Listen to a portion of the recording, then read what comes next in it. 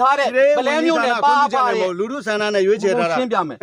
အဲ့လိုပြည်ထောင်ရေးဝန်ကြီးဌာနကိုစာတင်မှာစာတင်ပြီးလို့ပြည်ထောင်ရေးဝန်ကြီးဌာနကဗလဲမျိုးနဲ့ပါအဖအဖွဲ့အစည်းထဲမှာဒီလူတွေပါလို့စရင်ကြလာပါလိမ့်မယ်ကြလာတဲ့အခါကိုနိုင်လင်းနာမည်ပါရင်ကြပါတယ်အစည်းအဝေးတက်ပါလောလောတယ်အဲ့ဒါကသူတို့ကန့်ကွက်ချင်တဲ့လူကသူတို့ကိုမေးလိုက်ပါကျွန်တော်အနေနဲ့ကန့်ကွက်ချင်တာလူထုဆန္ဒအရှင်မှာဖွဲ့ထားပြီးတာလူထုဆန္ဒအရှင်မှာပါဖွဲ့ထားပြီးတာဖြစ်တဲ့အတွက်အခုလက်ရှိပါတယ်ဒီမှာအစည်းအဝေးကိုပုံရှိုးကွယ်ရှိုးလုပ်နေကြတာလဲကြာပြီနော်အမားယွန်းနေမြေပြင်မှာမငြိမ်ညွတ်မှုတွေထိတ်တိုက်ဖြစ်ရှင်းမှရမယ်ပြောပြီးတော့အစည်းအဝေးကိုပုံရှိုးကွယ်ရှိုးလုပ်တယ်အခုလာတော့လူကြီးလူကောင်းမဆန်တဲ့ပုံစံနဲ့မင်းပါလို့ဘာမဆန်တာတော့ခဏလေးလို့ရှိတယ်ရပြောနေတာကြိုက်တဲ့မူလာခဲ့ကြိုက်တဲ့မူလာခဲ့လူထုရှင်မှာဖွဲ့ထားတဲ့ကိစ္စနော်ဆိုတော့ဖြည်းဖြည်းပြောတာကျွန်တော်ပြောတာလကားနဲ့လကားလွှဲရုံကြီးတွေလုပ်ပြီးကြလွှဲရုံမှာတော့ငါမင်းရောငါတို့ရောအစည်းအဝေးတက်ခဲ့တယ်လှမ်းမင်းရုံတစ်ခါနောက်ကြအမားရီဖွဲ့သွားလို့ကျွန်တော်မျိုးနယ်အဆင့်မဟုတ်တော့ပါဘူးဆိုပြီးတစ်ခါပြောတယ်ဘယ်သူကတော့မင်းပြောခဲ့တယ်ဘယ်သူကတော့ဘယ်နေရာမှာတော့ဘယ်နေရာတော့မျိုးနယ်အဆင့်မပြောမဟုတ်တော့ဘူးဆိုတစ်ချက်ထပ်ပြမဟုတ်ဘူးမင်းလမ်းကြီးဘာလို့လာတော့အမင်းလည်းမဖြစ်ဘူးနောက်တစ်ချက်တို့ရဲ့ပါဖညီလာခံခေါ်တော့ကမင်းပါခဲ့တယ်အဲ့တော့ကိုအောင်မိုးကသဘာပတိလုပ်တယ်ကိုအောင်မိုးကိုတိုင်ကကိုနိုင်လင်းက MRD တက်ဖွဲ့လက်နက်ကင်တက်ဖွဲ့ရောက်သွားပြီဆိုကိုအောင်မိုးအနေနဲ့တခါပြောမှုတယ်အဲ့ဒါဆိုရင်ကိုအောင်မိုးတို့တာဝန်ခံလိုက်မယ်ငါကလည်းဘာနဲ့မဆိုင်ဘူးတခါမှမပြောဘူးအဲ့တော့အခုဘာတွေကနေထုတ်ချင်တယ်ဆိုရင် energy ကတရားဝင်စာယူခဲ့ပါအခုအစည်းအဝေးကိုလုံးမလားမလုပ်ဘူးလားဒါပဲပြော MRD ရဲ့ကျွန်တော်သူဖြတ်မှာတော့အဲ့ဒါကိုတက်ခွင့်မရှိတဲ့လူလာတတ်တဲ့အတွက်ဖြတ်ပါတယ်ဒီနေ့အစည်းအဝေးဖြတ်ပါတယ်ဒီမှာပါမပါတဲ့လူတွေအများကြီးရှိတယ်ဒီအစည်းအဝေးမှာပါတယ်မပါတဲ့လူတွေအများကြီးရှိတယ်ကိုတိုင်ကပါတယ်မှာပါထားပြီးသားဖြစ်တဲ့အတွက်ဒီအစည်းအဝေးကိုစပါလို့လူလဲစုံပြီဆိုရင်ဖြတ်ပြီဆိုရင်ဖြတ်တဲ့လူကဒါဝန်ခံဖြတ်တာဝန်ခံနဲ့ဖြတ်တယ်နော်သိကြလားသိကြတယ်တာဝန်ခံနဲ့အဲ့တော့ဗလဲမျိုးနဲ့ပါအဖအစည်းအဝေးကိုကိုနိုင်လင်းခေါ်ကိုနဂါလာရောက်နှောက်ရှက်တဲ့အတွက်ပျက်စီးသွားပါတယ်ကျွန်တော်တို့ပါအဖအစည်းအဝေးလုံးလုံးမရပါဘူးသမားတွေလက်လုံးညာစကားနဲ့ငါလာပြီးချင်းချောက်မနေနှလုံးနှလုံးပြောတာမဟုတ်တယ်ပြောတာနော်နှလုံးပြောတာငါလည်းရှင်းရှင်းလေးပဲပြောတာမင်းတို့အစည်းအဝေးဖြတ်မှာကိုကျန်တဲ့လူတွေလက်ခံပြီးပြတ်တယ်ဆိုရင်ပြန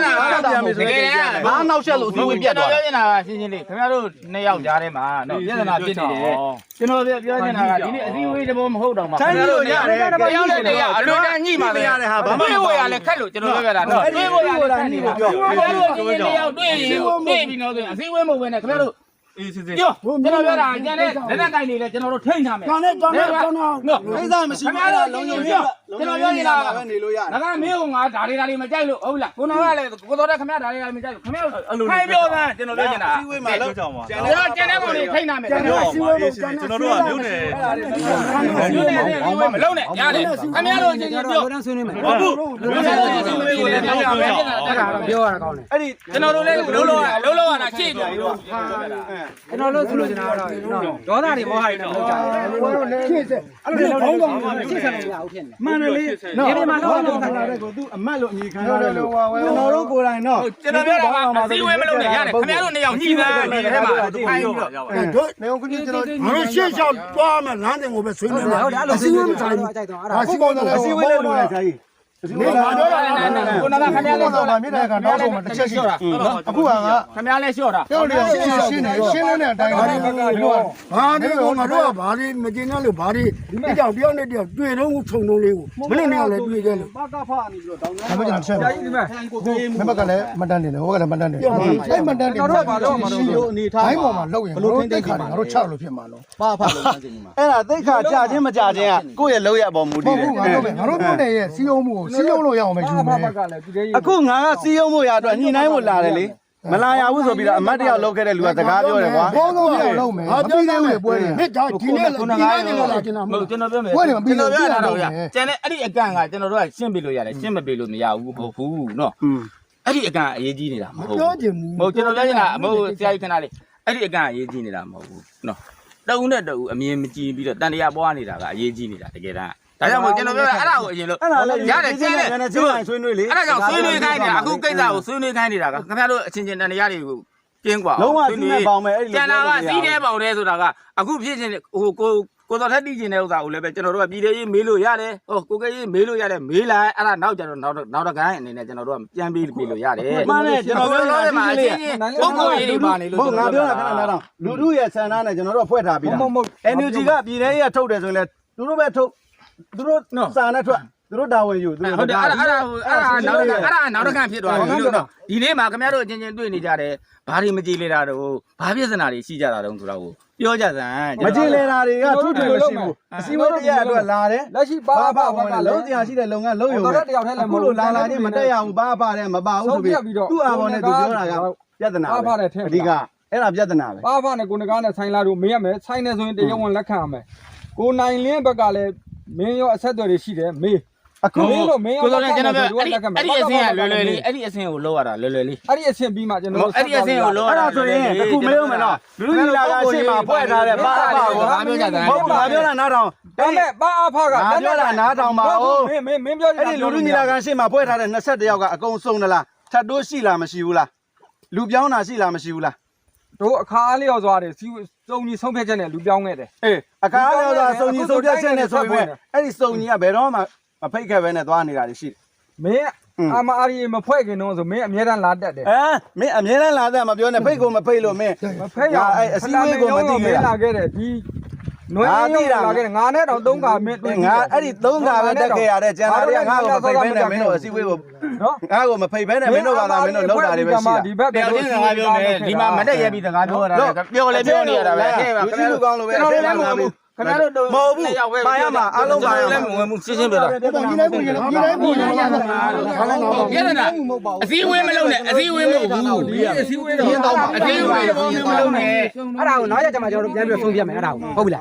အခုအကောင်းဆုံးကတော့ကျွန်တော်တို့တွေ့တော့ကိုပြည်ပြည်လဲလဲညှိကြမယ်အဲ့ဒါအကောင်းဆုံးပဲကျွန်တော်တို့ရှေ့ဆက်သွားလို့ငါတို့ဒီလိုပြောမယ်နေနေမှာကျတော့တအားခက်ခဲတယ် ဒီလိုကောင်းလေးပဲဘယ်လိုလုပ်တိုင်းပြည်ရရှိ အဲ့လိုမင်းလည်းမပြောနဲ့အဲ့လိုတော့မပြောပါနဲ့ဘယ်သူမှစကားလည်းမပြောပါနဲ့ကြောက်ကြအဲ့လိုမပြောကြနဲ့ကျွန်တော်တို့ပြောနေတာအဓိကပိုက်နေလို့ ဘောကြောဘာလဲလို့ထားပြောကြားလိုက်တယ်မဟုတ်လား ကြားပါတယ် ကြားတယ်ဆိုရင်ရှင်းနေတဲ့အလုပ်ပဲဒီလိုစီကမ်းမဲ့တာမျိုးပြောရဘူး အဓိကကြားတဲ့ပိုင်းတစ်ခုရောက်တာပိုပဲအရေးကြီးတာပါတော့ ညီနိုင်ဖို့ညီညွတ်ရေးကြောင်ပြောနေပြီးတော့ဘယ်ဟမလာတွေလျှောက်ပြောနေလို့ဘယ်လိုလုပ်ရမှာ ကဲတော်ပုံကိုရေးတယ်မပြောကြဘူး အစည်းအဝေးမဟုတ်ဘူးဆိုတော့ ဟုတ်ရ ကျွန်တော်ပြောပြပုံကိုရေး ဘယ်သူမှရန်လို့စရာမလိုဘူးမဆိုင်ဘူးဘာဖားတယ်လို့သူ့ကိုလည်းရန်လို့စရာမလိုဘူးခင်ဗျာ ရန်လောက်တာမဟုတ်ဘူးမူရပြောနေ ဘာမှုတော့ ဘာမူတော့ ဘူးဆိုရင်တရားဝင်ချလာခဲ့တရားဝင်ချလာခဲ့လို့ပြောပြပါ ဒီတိုင်းနဲ့နေတာဗျာဝါကြလေးဦး ပြောနေရတယ်ဒီသားကို ဝါကြလေးဦး ဖော လား က်ပြီးတော့လေ ကျွန်တော်တို့အဲ့ဒါပဲပြောကျွန်တော်တို့အဓိက ဝါကြလေးဦးလားလို့ရင်ပြောလို့လား ဟုတ်ပြီဒီပုံစံနဲ့ဆက်သွားကြည့် ဒါဝန်ထိုင်မလို့ထိုင်မလို့တော့ခေါ်တော့ဝန်ထိုင်မလို့ ခိုင်းနေအကြောင်းမရှိ လာပါခင်ဗျာကျွန် ခိုင်းနေ တော် အကြောင်းမရှိဘူး အဲ့လိုမလုပ်ကြ ညီနိုင်မို့လိုတယ်လေခံရမှာလေမြို့တော်ကမြို့လာတာညီနိုင်မို့ထားလို့မရဘူး ပုံနာလာတာညီနိုင်မို့လာတာ ညီနိုင်မို့လာတာမဟုတ်ဘူးဘာလို့မို့လာတာလား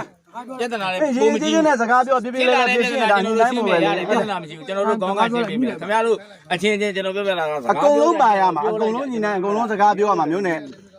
အဆင့်ဖွဲ့စည်းထားလို့ ပြောတာကောင်းပါလေကောင်းတဲ့လက္ခဏာပါအဲ့ဒါကျွန်တော်တို့ကစုံလာလဲကောင်းလဲကောင်းတယ်ဘာပြောရလဲဟိုကကျွန်တော်စုံလုံးကို တော့ကောင်းတယ်ပြောသားမှာထားပြီးတော့ကျွန်တော်ပြစ်ချင်တာကိုပြောကြစမ်း အဲ့လိုပြော တကယ်လို့မရဘူးနော်ဒီစည်းဝေးမလုပ်ဘူးစကားမပြောချင်ဘူးဆိုပြက်ပြက်သားသားကိုယ့်ကိုတာဝန်ယူပြီးထွက်သွားရတယ် တော်ပါတော့အဲ့ဒါအဲ့ဒီကိစ္စလေးမပြောနဲ့တော့လားအထက်ဝင်ပြီးတော့တုံလေးလေးဖြစ်နေရခုလေး တုံးလေးမဖြစ်ချင်ဘူးကျွန်တော်အမှန်တကယ်ကျွန်တော်တို့လူကြီးကြလဲရှင်းရှင်းလင်းလင်းချပြတယ် ပြီးဝက်ဖြတ်သိမ်းတယ်ပြက်သားတာပဲနော်ဟုတ်မယ် ဟုတ်ပြီအဲ့တော့ကြံတဲ့လူတွေကအစည်းအဝေးတက်ချင်တဲ့ပါဆိုလဲတက်ကြ မဟုတ်ဘူးကိုစောတဲ့ငါပြောခဏလေးပါခဏလေး နေထားကျွန်တော် ခဏလေးပါခဏလေး ဒီလိုမဟုတ်ဘူး ခဏလေးပါခဏလေးခဏလေးကြောင်းပြောမယ်ခဏလေး ဆိုင်လိုက်တာလေးမဆိုင်လိုက်တာလေးမြကဲကျန်တဲ့လူတွေလိုက်ပြီလားဆိုင်လိုက်တာလေး ရုံးနေပြဖြစ်တယ်မယ်ငါအစည်းအဝေးပေါင်းတော့ဝန်ပါပြီ ဖေးပါကိုထင်လို့ဆုံးဖြတ်နေပြီစီတော့ကြိုက်ရတယ်ရှိတဲ့လူတွေနဲ့ကျွန်တော်တို့ဆွေးနွေးပြီးလုပ်လို့ရတယ် ကြံတဲ့လူတွေဆွေးနွေးတာမဆွေးနွေးတာသူတို့သမိုင်းသူတို့ရေးတယ် ဒီကတော့ဒါဘယ်လိုနေ ရတာတင်းလူတွေရ ဒီက ဝါရပြအောင်လုပ်ပြီးပြက်ပြီးဒီမှာကျွန်တော်တို့ဆက်သွားလို့ရမှာအဲ့ဒါကြောင့်ဘယ်သူမှပါမပါအဲ့ကိစ္စမရှိဘူး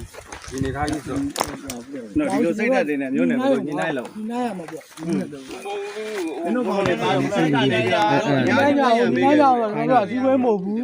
တုံးနဲ့တုံးညီ အများကြီးပခုံးထမ်းပေးပြီးပြီမင်းတို့ကောင်းနေပါတီဆိုင်မှာဟိုဒီဘက်ရဟိုပြန်သွားတဲ့ကောင်ကြီး ဘာကဘာရောပါရောနဲ့ပြအောင်လို့ရမှာအဲ့ဒီရမပြအောင်ပဲပါရမနဲ့ကြမှာပြီးတယ် အဲကြောင်းရတော့ကျွန်တော်တို့ဒါမှန်မရနိုင်ဆွေးနွေးရမယ့်ကိစ္စအများဆုံးဆွေးနွေးပြီးလည်းလောက်တော့ကောင်းပါတယ် အကုန်ကောင်းမယ်ပေါ့ကျွန်တော်တွေ့ရတော့တလောက်ပါ အကုန်အဓိကတော့ NUG ရဆုံးဖြတ်ပေးရမှာဆုံးဖြတ်ပေးပြီးတော့ ဒါပါတီဆိုင်တော့ဒါကိုတော့ထက်ရ မင်းကလည်းမျိုးမထုံးနဲ့မျိုးမထုံးနဲ့ဒီနေ့ဒီချိန်ကဒေါ်လာရေးပေါ်လဲတစ်ထောက်ဖောက်ပြီးလုပ်ခဲ့တာမဟုတ်ဘူးမင်းပြီးတော့ကိုချိုးလည်းမင်းဟိုအကုန်လုံးမင်းချနေရမှာမဟုတ်နေ့တော့အစည်းအဝေးဆိုဘာမှမဆိုင်တဲ့လူတွေလိုက်ဖော်နေတာဒေါ်လာရေးကာလလူတွေမှပို့ရွှေကိုရေးလုံးနေတာကျွန်တော်တို့ကပြီးပြတယ် တော့တခါလေဒီလိုလိုပဲဒီကံ ပြောတာပဲပြောတာမရှိဘူးပြောဦးပဲ ကျွန်တော်တို့အဓိကတော့ NUG ဘက်ကိုတက်တော့အောင်မေးပြီးတော့ပူနိုင်လင်းရောပါတယ်ဆိုကျွန်တော်တို့အတူတူလက်တွဲပြီးတော့